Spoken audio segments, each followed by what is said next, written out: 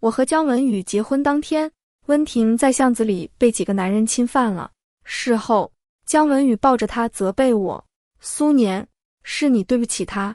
从此以后，他心里那杆秤彻底偏向了别人。后来，我被入室杀害，奄奄一息的时候，给姜文宇打了最后一通电话，被他不耐烦地挂断。你就不能懂点事？小婷害怕打雷，我这边走不开，重来一世。我决定如他所愿。正文开始，我重生的时候，温婷正把一碗滚烫的火锅汤底猛地浇到我脸上。贱人，勾引有妇之夫好玩吗？好像她才是姜文宇的正牌老婆。正是晚饭时间，火锅店人很多，众人纷纷看了过来。原来是小三啊，可那男的刚才还叫他老婆呢。果然只要长得帅，老婆想有几个有几个。呸，小三就该去死。温婷勾了勾唇，朝我露出一个得逞的挑衅眼神。前世就是这样，他热衷不分场合发疯，给我难堪。如果不是死前知道那些真相，或许这一次我还会忍下去。毕竟他被侵犯，变成精神病，我和姜文宇有不可推卸的责任啊。年年，没事吧？耳边传来姜文宇温柔的声音，恍如隔世。他正小心地替我擦去脸上的蜡油，然而此刻我却无法抑制地想起前世他无数次的苛责，是因为咱俩婷婷才会变成这样的。你就不能忍一忍？这一次我几乎是下意识推开了他，接着把碗里同样滚烫的辣汤直接回浇到了温婷脸上。啊！温婷尖叫出声，捂着脸夸张地在地上滚来滚去，看我的眼神像是淬了毒。疼吗？我看着他痛，竟然笑出声来，慢慢凑近他，充满恨意的声音几乎从齿缝蹦出。温婷，你知道吗？我早就想这么做了。姜文宇连忙把温婷扶起来，面色冷沉地斥责我：苏年，他只是个病人，你跟他计较什么？病人？我玩味又讽刺地念了一遍，静静看了姜文宇一眼，抬手直接扇了他一巴掌。对你，我也早就想这么做了。店里一阵哗然，甚至还有人拿出手机拍照。我从包里拿出结婚证，特意提高音量，让所有人都听得见。姜文宇，今天我就是来跟你提离婚的。下午3点，我在民政局门口等你。姜文宇错愕地看着我，我不想再和他多说，挺直腰板走出火锅店，心里一阵恍惚。我，姜文宇，温婷，我们是同一个福利院长大的孤儿，可以说是相依为命。直到姜文宇被姜家收养，我们断了联系。后来，我和姜文宇在大学相遇，走到了一起。那时候，远在国外留学的温婷听到这个消息，调笑说：到时候你们结婚，一定要请我当伴娘哦。所以我从没想过，他也喜欢姜文宇。直到婚礼那天，我的备用戒指不小心弄丢了，温婷帮我回家拿戒指，被几个喝醉的流浪汉拖进了巷子里。他奄奄一息被送去医院的时候，嘴里一直喊着姜文宇的名字。他喊了有多久，姜文宇就沉默了多久。我们取消了蜜月，轮流在医院照顾温婷。但温婷看到我就发疯，砸东西，哭着躲进姜文宇的怀里。他像是一只脆弱的兔子，再也经不起任何风吹草动。最后，姜文宇揉着眉心说：苏年，是我们对不起他，他现在只认我，你以后能不能离他远一点？自那以后，他心里那杆秤彻底偏向了别人。只要温婷开口，他就会无条件的在我和他之间选择温婷。每天下班，他永远开车先去温婷家，半夜才回来，有时甚至夜不归宿。我能说什么呢？我心里也有愧，什么也不能说，也没有资格说。前世火锅店那件事后，姜文宇很长一段时间没去找温婷。这种情况持续到那天我生日，姜文宇答应我今天哪也不去，陪我好好庆祝。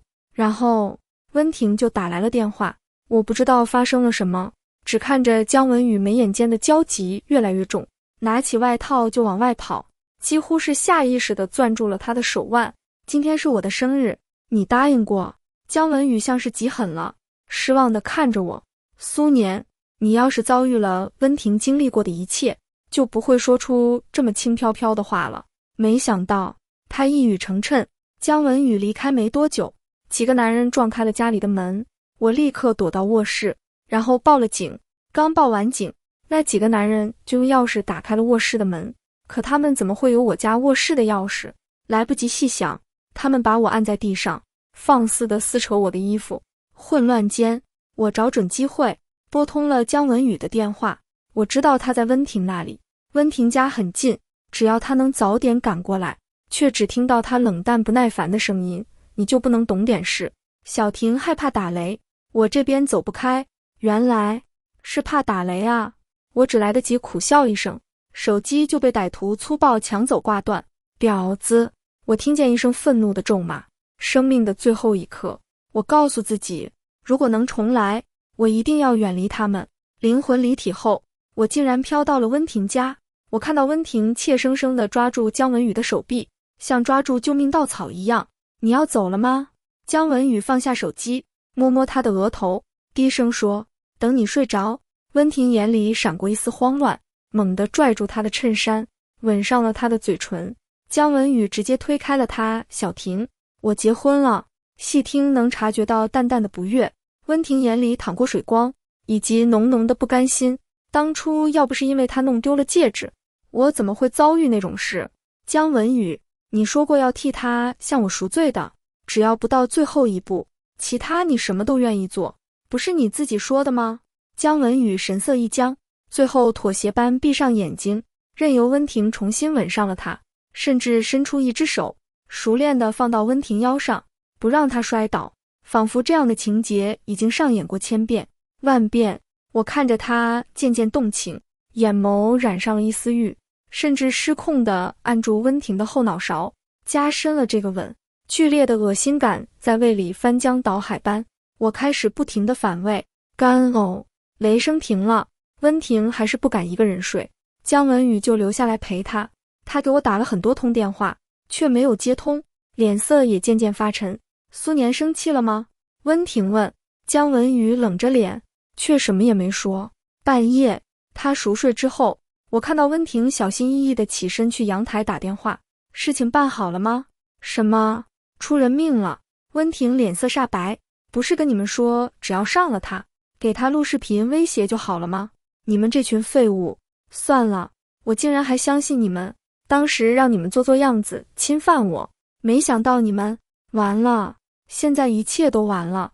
原来那群歹徒是温婷找的，就连当初被侵犯也是他自导自演的戏码。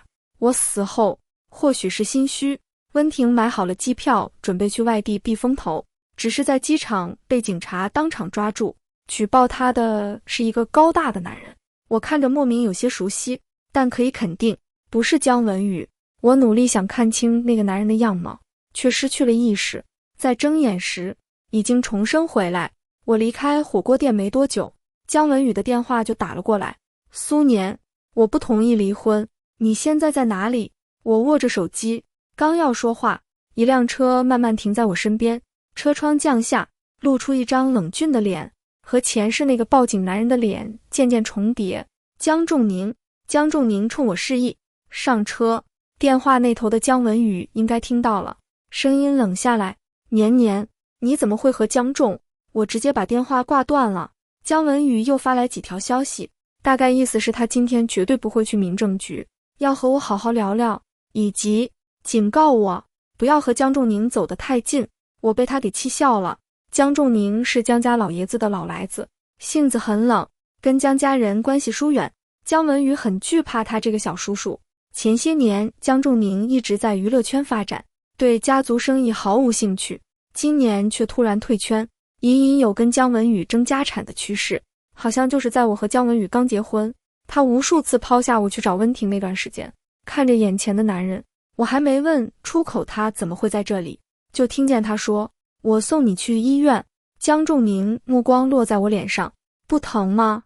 我一愣，下意识摸了摸脸，重生醒来，被满腔恨意填满，连被热汤烫伤的痛也忽略了。现在姜仲宁这么一问，痛觉好像姗姗来迟，脸上脖梗火辣辣的疼。那麻烦你了。我拉开车门坐进去，重来一世，自己的身体才是最重要的。他一片好心，我也没必要那么矫情。到了医院，江仲宁让医生给我做了个全身检查，好在火锅汤不算真的太烫，我没有什么大碍。敷完药，我半眯着眼看过去，看见江仲宁站在窗边打电话。如果你很忙的话，可以先回公司，谢谢你今天送我来医院。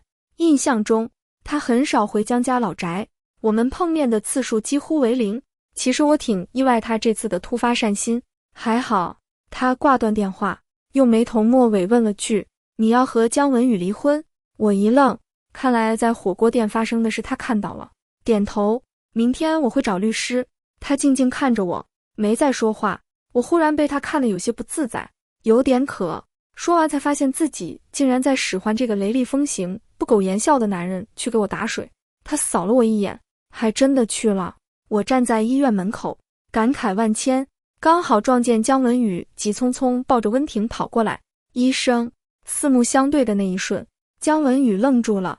我面无表情地转身，在病房里等了一会儿，江仲宁还没回来，刚要给他发消息，门口传来动静。年年，是江文宇。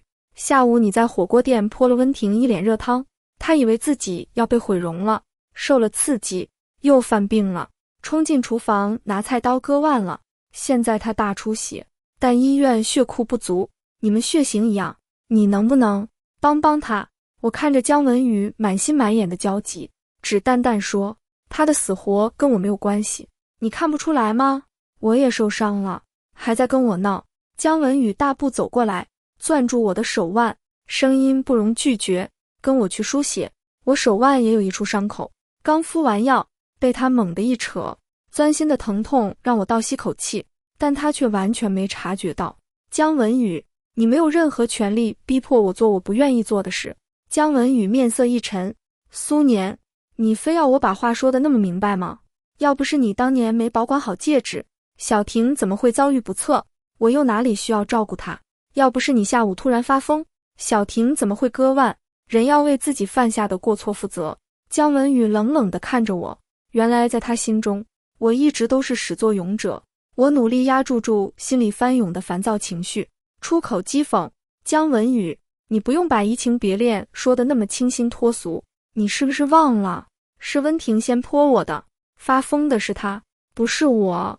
温婷害怕毁容，我毁容就是活该，何况我有心脏病，输血很可能危及生命。也是，您贵人多忘事，应该也忘了吧？你的心已经彻底偏向他，自欺欺人又有什么意思呢？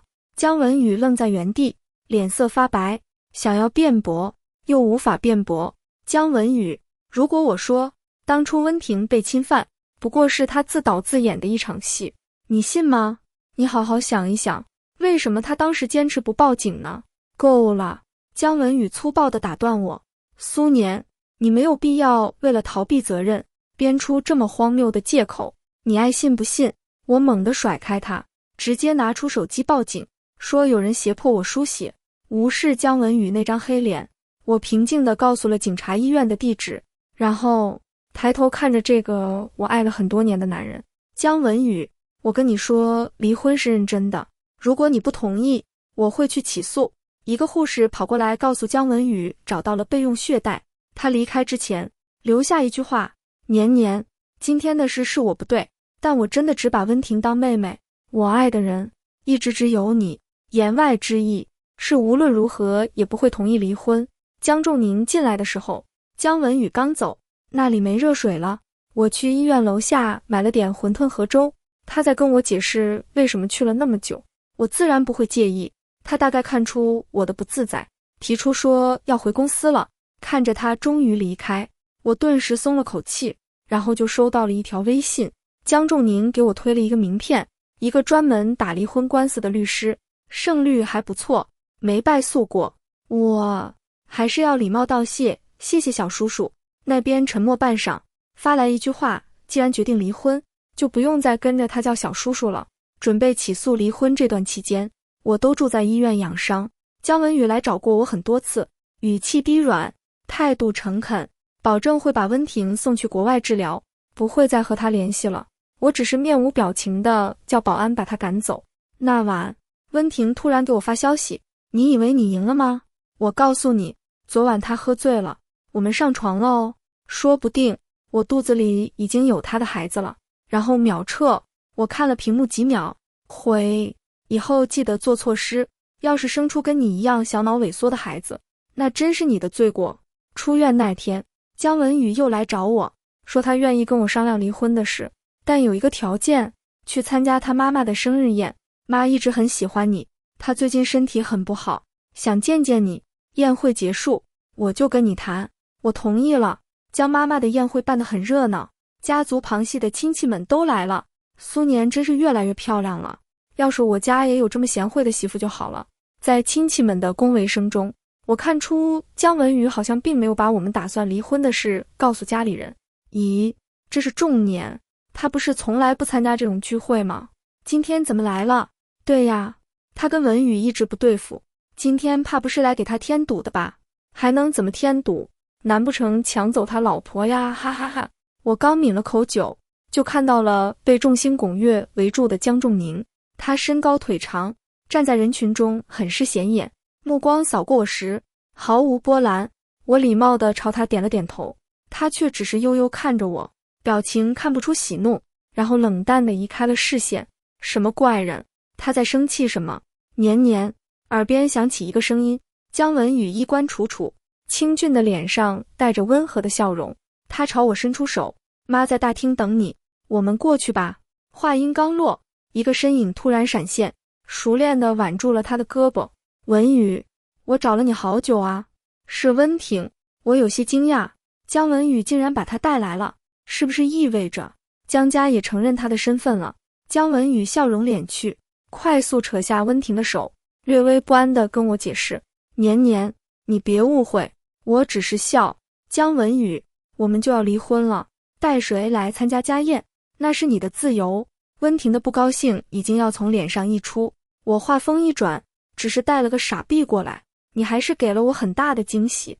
温婷脸色铁青，死死盯着我，目光透着狠厉，目光扫到我手里的红酒杯，片刻竟诡异地笑了笑。苏年姐，今天玩得开心哦。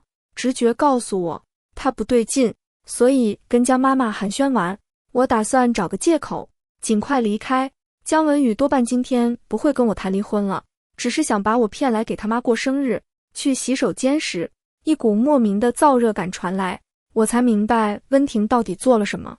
腿一软，我踉跄地扶着墙面，晕晕乎乎间，一只手捂住我的唇，接着我就失去了意识。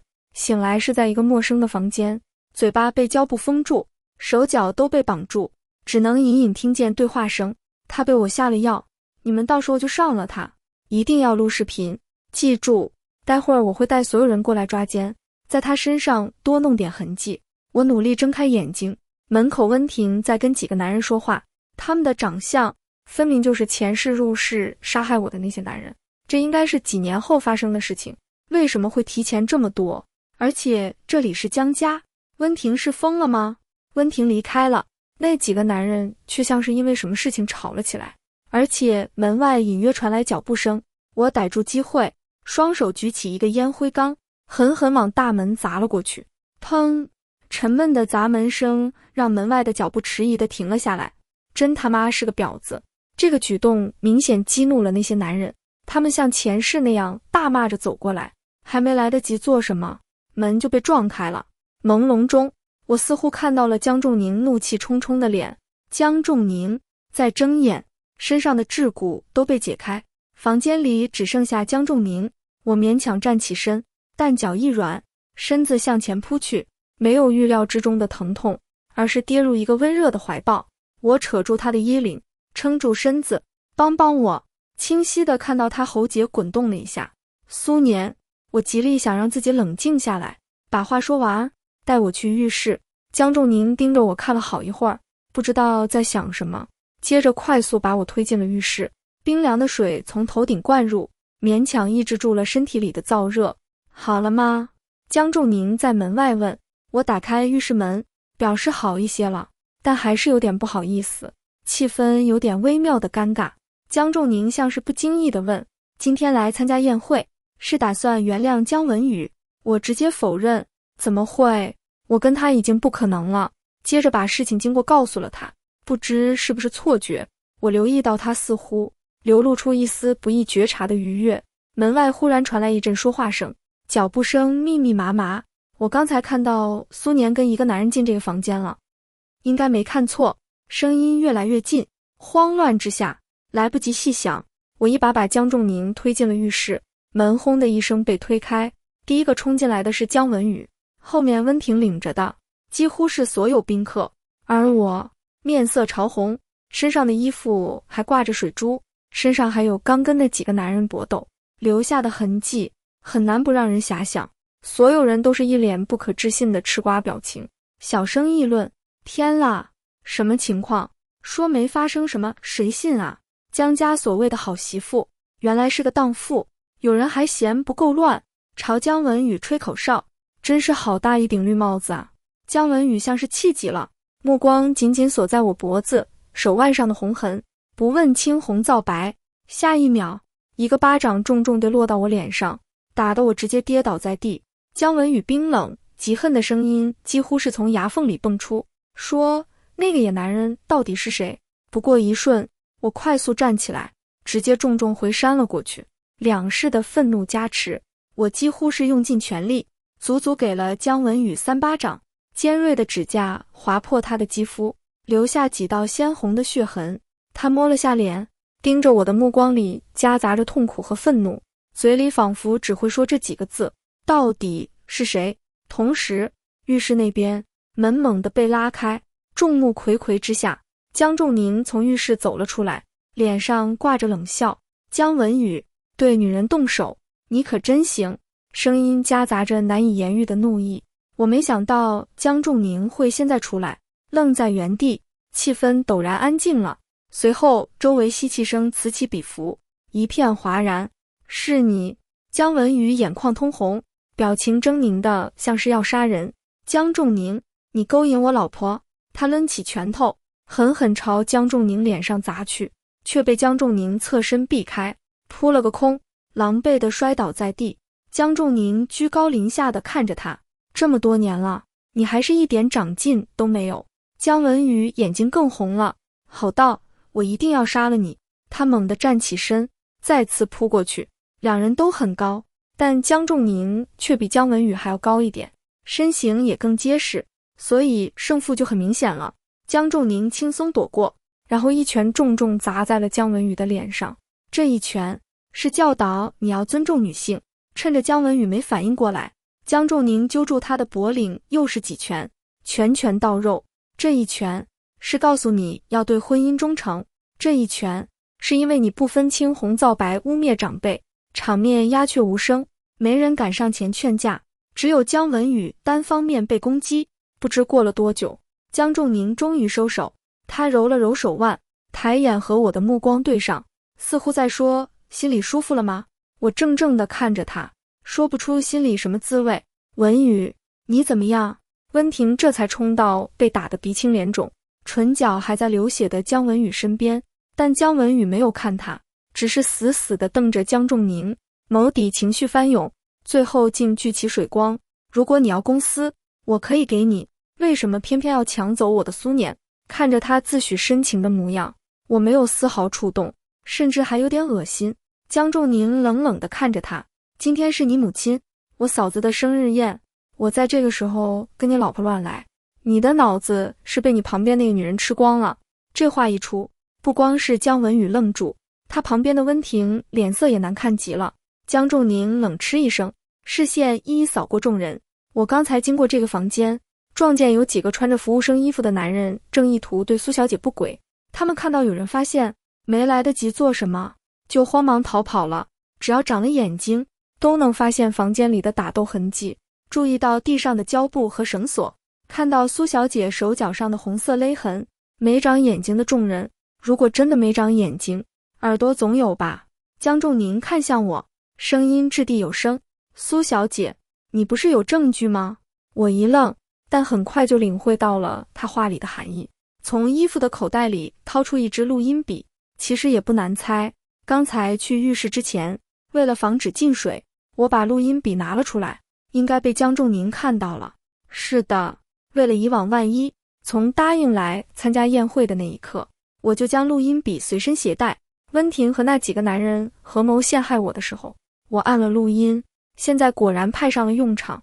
看到录音笔的瞬间，温婷脸色煞白，她直接扑过来抢，却被姜文宇死死攥住胳膊。你心虚什么？我满意的欣赏他惊恐的神色，然后按了播放。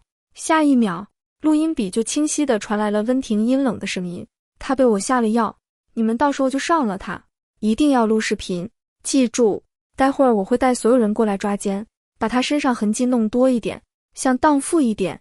整个房间死一般的寂静，温婷直接瘫软在地，试探地去抓姜文宇的手。文宇，贱人！姜文宇一巴掌重重落在他脸上，每根手指都在颤抖。是，当年的事是我们对不起你，可你就这么恨年年，恨不得找人来糟蹋他。我已经尽可能补偿你了，你到底还想怎样？他几乎是吼出这句话，因为我要你爱我，像爱苏年那样爱我。温婷脸色惨白如纸，神情像是陷入了癫狂。你以为我不知道，每次你吻我的时候，心里想的都是他吗？我不甘心姜文宇，凭什么我们一起长大，你爱上的却是他？我到底哪点不如他？全场瞬间炸开了锅。是我刚才听错了吗？这不就是出轨吗？我突然有些感谢温婷拥有一个不那么聪明的小脑袋了，开口说，今天我来参加宴会，是因为姜文宇先前答应我，愿意和我协商离婚。我们之所以会走到离婚这一步，就是因为他出轨了温婷，但我没想到，温婷为了让我和姜文宇尽快离婚，竟然下药陷害我。如果没有江仲宁出手帮助，我可能真的会被他毁了吧。我适时地垂下眼睑，苦笑了下，鄙嘲讽、唾弃的目光便潮水般涌向了温婷。小三就是小三，心思恶毒得很呢。该说不说，仲宁虽然只比文宇大上3岁，但做事沉稳可靠，而且还是老爷子的亲儿子，感觉更适合继承姜氏啊。确实，话说报警了吗？这女人再待下去真的是脏了我的眼。那几个男人呢？可不能让他们跑掉啊！我刚要说话，江仲宁低沉的声音在身后响起，我刚才报了警，那些人已经被抓到了。我抬眼看他，江仲宁递给我一个安抚的眼神。那些人事先把走廊的监控弄坏了，以为从假山翻墙逃跑就万事大吉，可他们不知道，前段时间江家遭遇过小偷，所以墙外也装了监控，墙外的监控拍到了他们的车牌号。我刚收到消息，警察已经抓住他们了。温婷听到这个消息，竟然比刚才还激动，直接晕了过去。她醒来的时候，警察也赶了过来。根据那几个男人的招供，他们指认温婷是这次蓄意强奸案的主谋。警方还套出了另一件事，当年温婷被侵犯，也是她自导自演。被警察带走的时候，温婷声嘶力竭地大叫，我也是受害者，当年我是雇了他们，可他们却出尔反尔，真的侵犯了我，所以我恨苏年，要不是他，我怎么会遭遇这些？我发誓要报复他，让他也尝尝我所经历的痛苦。文宇，只有你能救我了，我那么爱你，我所做的一切都是为了你。知道真相的那一刻，姜文宇如遭雷击，整个人都愣住了。过了很久，他才缓慢的、僵硬的看向我，年年。我平静地看着他惨白的脸，看着他眼里一点点溢出的痛苦和无措。他在哭，像是无数的话语卡在喉咙里发不出声音，最后随着主人通红的双眼，化作了无尽的悔恨。我突然就想到了在孤儿院发生的一件事。8岁生日那天，我很想喝一瓶可乐，当时姜文宇突然就失踪了，院长找了很久都没找到，差点报警。最后他回来的时候，浑身都是伤。他脱下外套，将捂在怀里冰凉的可乐递给我，咧开嘴笑着对我说了声生日快乐，马上却又因为唇角的伤口倒抽了口凉气。后来我才知道，他跟外面几个小孩比赛摔跤，奖品就是一瓶可乐。那天我还收到了第2份礼物，7岁的温婷哭着鼻子砸碎了小兔子存钱罐，用自己攒了很久的零花钱给我买了一份2寸的草莓味小蛋糕。因为那份蛋糕在姜文宇被收养离开之后的第2年，又一户有钱人家来到孤儿院，院长问我想不想跟他们走的时候，我看了眼一旁胆怯却又隐隐期待的温婷，轻轻摇了摇头。于是温婷跟着他们离开了，而我在福利院待到了18岁。时过境迁，从前会为了送我一瓶可乐弄得鼻青脸肿的姜文宇，从前把所有零花钱都用来给我买生日礼物的温婷，从前把好不容易得来的领养机会让出去的我，谁都不是最初的模样。最后我对姜文宇说，或许一开始你是为了补偿温婷，但后来渐渐对他产生感情也做不了假。你不用否认，也没必要否认，那些被随意抛弃的时刻，那些辗转难眠的夜晚，都是证明，变心了就是变心了，再强行凑合拉扯不放，只会让我对以前的回忆都感到恶心。姜文宇，我们放过彼此吧。姜文宇那边一直没松口，我最终还是走上了起诉离婚的道路。好在江仲宁介绍的陈律师确实靠谱，我成了他第106起离婚官司胜诉的客户，我分到了一笔巨大的资产，用其中一部分注册了一个公司，招兵买马，忙活了将近好几个月。离婚3个月后，我才忙里偷闲，找出时间请江仲宁和陈律师吃饭。傍晚，我在公司门口看到了江仲宁的车，恭喜，重获新生。他笑了笑，因为陈律师跟江仲宁是朋友，所以打官司这段时间，我们经常会3个人一起吃个晚饭。久而久之，我对江仲宁的真实性格也有了几分了解。他看着很冷，实则是个很有品味和修养的人，对很多事情都有自己的见解和准则，很少笑，但偶尔笑起来是会让人失神的地步。就比如现在，我短暂的愣了会儿神，就发现自己已经坐在江仲宁的副驾上了，看着他棱角分明的侧脸，我大脑恢复运转，有些不好意思。你说陈律师今天不和我们吃饭？他要去相亲。哦，我八卦之魂燃起来了。他青年才俊，事业有成，还需要相亲。江仲宁单手搭在方向盘上，似笑非笑地微微侧头看我。你对他很满意？我下意识顺着他的话说，陈律师长得好看，哪个女生看了都会心动的。那我呢？他眼神深如漩涡，瞧不见眼底的情绪，心跳莫名停跳了半拍，我竟是口吃了起来。什么？江仲宁却收回视线，单手解开衬衫领口的2颗扣子，露出锁骨处一线优雅的流光。没什么。晚饭过后，我和江仲宁走在江边，点点星光在水面铺下一束束深一道浅一道的光辉，微风徐徐，小船摇晃。要不要坐船？江仲宁突然开口。我也很久没坐船了。说好。直到2个人坐上船的那一瞬，我才发现气氛有些微妙，说不上哪里微妙，但哪里都微妙。江仲宁坐在对面，2条惹眼的大长腿随意交叠着，坐姿慵懒，干净优雅。即使是在这样的环境下，也活脱脱像是从欧洲中世纪壁画上走下去的贵族。忽然想起，他当年还没退出娱乐圈的时候，曾被媒体评为女生最想嫁的梦中情人。抱着打破尴尬氛围的态度，我跟江仲宁提了这件事，笑着说，当时我无聊刷微博，看在是亲戚的面子上，也给你投了一票哦。后来还有个僵尸号转发了我的那条微博，给我吓了一跳。僵尸号？江仲宁语气莫名低沉了几分。是啊，突然有一天那个号就关注了我，无头像，无动态，无资料，我每发一个微博他都会点赞。不是僵尸号是什么？只不过他当时转发了那条说你是女生最想嫁的梦中情人的微博，我还是很惊讶的，因为那是他发的唯一一条微博。要不是确定这是僵尸号，我都以为他暗恋我，哈哈哈。江仲宁突然沉默了，我也变得坐立难安起来，似乎有一种要发生什么的预感。岸边那个红灯笼挺好看的，我要拍下来。我拿起手机蹭地站起身，想要转移话题，没想到没站稳，连惊讶都来不及，身体已经往前倒去，跌进了一个清冷的怀里。我就坐在江仲宁腿上，他的手臂从后面环过我的腰，而我的手不受控制地搭在他胸膛上，那里一起一伏，我仿佛能感觉到他的心脏在剧烈跳动，呼吸在这一刻静止了。我瞪圆了双眼望着他，昏暗暧昧的光线中，他长眉挺鼻，目光幽深地望着我，呼出的湿热气息若有若无地洒在我的鼻尖。他盯着我的眼睛，一字一句说：苏年，那是我的小号，我喜欢你很多年了。我愣住了，一直到江仲宁把我送回家，开车离开，我还是有点恍惚。其实并不是毫无察觉的，跟江仲宁相处的点滴，犹如走马观花在脑中回放。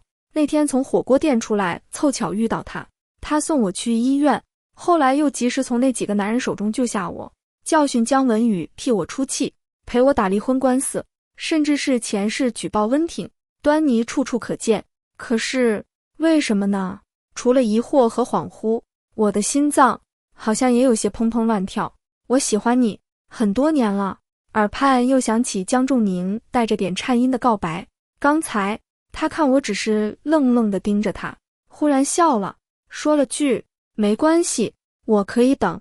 我突然感觉脸有些热。年年，身后传来一道熟悉又陌生的声音。我转身看到了站在月色下静默地望着我的姜文宇，他面色皓白，眼下有淡淡的乌青，脸颊瘦削了很多，身形也仿佛秋日里败落的枯枝。刚才是他送你回来的，你们在一起了？他是谁？不言而喻。我冷淡地看着他，跟你有关系吗？姜文宇脸色惨白如纸，悲伤地恹恹地低下头。我最近天天做同一个梦，梦见当时在火锅店，你没有回泼过去，而是忍了下来。后来温婷越来越得寸进尺，我越来越荒唐。在你生日那天，我抛下你去照顾害怕打雷的温婷。半夜，温婷顾的那几个男人，姜文宇似乎说不下去了，他像是鼓起勇气抬头看我，嗓音纠结、紧张，透着又自我怀疑般微微发颤。是真的吗？我没有回答，垂在身侧的拳头攥紧，只是平静地看着他，像是风筝线噌的一声断裂，他的眼眶也一下子就红了。所以是真的。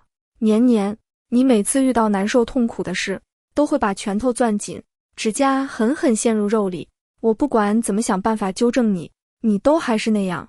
他的眼泪流了下来。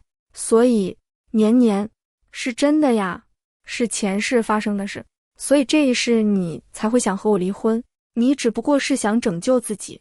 他抬手捂住眼睛，可眼泪还是大颗大颗的从指缝里渗出来。当时我又做了什么呢？我在你最需要陪伴的时候去找温婷，在你向我求助的时候挂断了你的电话，那时候你该有多难过，该有多绝望啊！就连这一世，我还劝你忍下去，逼你去给温婷输血，不相信你，不分青红皂白打了你一巴掌。对不起，真的对不起。我面色苍白，安静地听他忏悔。年年，不管你相不相信，我爱的一直都是你。我从来都没喜欢过温婷，对她一直是愧疚和责任，现在更是只有恨和厌恶。姜文宇拿手背抹了下眼睛，深呼吸几次才能继续断断续续说话。我知道你一辈子都不会原谅我了，我也不会原谅我自己，我会用自己的方式向你赎罪。说够了吗？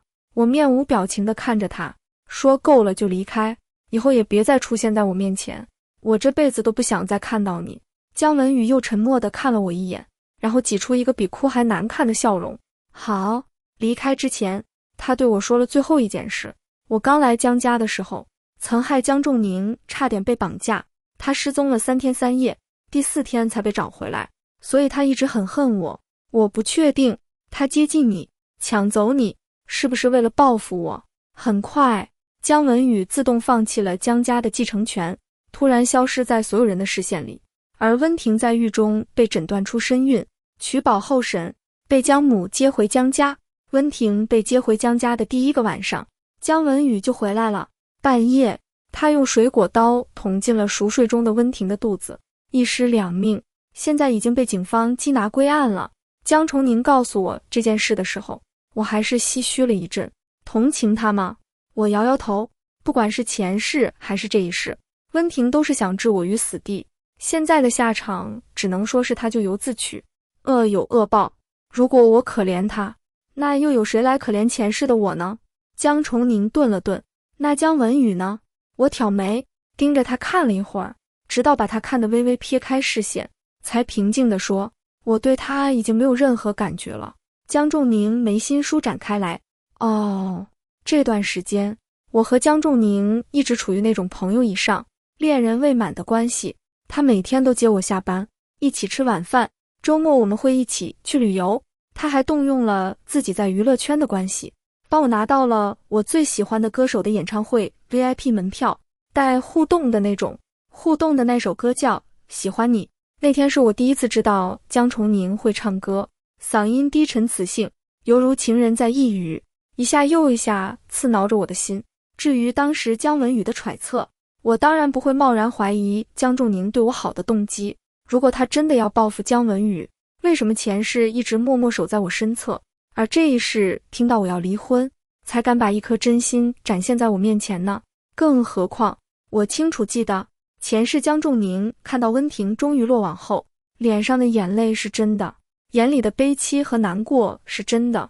只是江仲宁一定还有其他的秘密瞒着我，他现在不想说，我也不会逼他说。我以为会要很久才能知道这个秘密，没想到机会很快就到了。这天去爬山，我累瘫蹲在地说走不动了。江仲宁笑了下，揉了揉我的头发，然后弯下身，我背你。我双手搂住他的脖子，那我就不客气了。趴好后，江仲宁提着包，背着我小心地走在山道上，他的背挺拔而结实，我闻到他身上那股淡淡的香味，很好闻，柔和地将我包围。莫名的，我觉得这样的场景有点熟悉，仿佛记忆里存在过。其实，你曾经也这样背过我。江仲宁突然开口，细说。我竖起了耳朵，当时大概是11、12岁吧。我哥哥嫂子多年没有生育，就去福利院领养了一个跟我差不多大的孩子，也就是姜文宇。他刚来的时候局促又不安分，总想着回福利院，说要找什么年年。嫂子让我带他去上学，他半路就跑了。那天我被绑架，所有人都以为我是去找他的路上失踪的。我思考了一下，还是告诉了他。姜文宇说你是因为想要报复他，才来接近我的。江崇宁顿了顿，哑然失笑。他还真是会为自己脸上贴金。那会儿我在他们心中一直是个听话懂事的孩子，可能越被束缚就越想放纵。我当时确认他回了福利院后，第一次去了网吧打游戏。我惊讶，江仲宁嗯了一声，但发现打游戏没有想象中有意思之后，我就离开了。经过巷子口的时候，被人绑架了，他们把我绑到了山上一户人家那。给我送饭的是一个小女孩，脸蛋很小，头发有点自然卷。久远的回忆穿越时光抵达脑海，我试探地问，当时你是不是很黑？江仲宁扑哧一声，忍俊不禁。那会儿他们为了掩人耳目，给我抹了好几层锅灰。我惊讶又恍然，当时山上那个奶奶经常来福利院看我，那段时间她生病了，我就暂时搬过去照顾她了。但我知道她有一个很喜欢赌博的儿子，很可能那时她是想绑架江崇宁去要赎金，但当时的情况我真的记得不大清楚了。后来呢？后来，江仲宁突然笑了下。我告诉你，那天是我生日，问你可不可以带我下山，我请你吃蛋糕，你很开心的同意了，问我可不可以吃草莓味的，还问我能不能再附赠一瓶可乐。我一愣，也笑了笑。我当时被他们打伤了腿，不能独自下山，是你把我扶到半山腰，然后背着我下山的。说实话，我从来没见过哪个女孩为了蛋糕和可乐那么拼命。当时你累得额头都是汗，腿脚打弯，整个人都在发抖，但还是咬牙坚持着，终于把我背下了山。说着，江仲宁停了一下，声音突然多了几分歉意。下山后，我本想兑现诺言，去买蛋糕的时候，发现那些人追过来了，只好先躲了起来。我看到他们气急败坏地用烟头烫在你的手臂上，明明应该很疼，你却一声也不吭。我赶紧找服务员报了警，出来找你的时候，你已经不见了。我无意识地看向自己裸露在外的双臂，手臂内侧果然有块很浅的疤。那之后，我就一直想找到你，为了让你能看到我，我放弃了江家继承权，选择进入娱乐圈，一步一步打拼，终于站到了最高、最显眼的位置。这么多年，我好像把找到你当成是我的人生目标，只有完成了我的人生才会圆满。只是再见面，却是在你和姜文宇的婚礼上。那是我第一次体会到心痛的感觉，也是那一刻我才发现，我对你的执念已经变成了喜欢和爱，但我只能选择远离，默默地看着你。后来姜文宇对你们的婚姻不忠诚，我很愤怒，但又无能为力，只能退出娱乐圈，用跟他争家产的方式提醒他不能被我抓住把柄，希望他能对你好一点。再后来，你主动跟他提出离婚，苏年，虽然有些不道德，但我挺高兴的。说这话时，江仲宁声线低沉，语气含着轻快的笑意，看得出不是一般的高兴。我脸慢慢红了，心里也做好了一直犹豫不定的决定。重来一世，我只想过好自己的生活。如果有人赤诚炙热的喜欢我，始终如一，我也喜欢他，那么为什么不试试呢？终于走到了山脚，江仲宁说，苏年，我还欠你一份草莓蛋糕和一瓶可乐。我把脑袋轻轻靠在他背上，用很轻但他能听得清清楚楚的声音说，那就罚你请我吃一辈子的草莓蛋糕和可乐吧。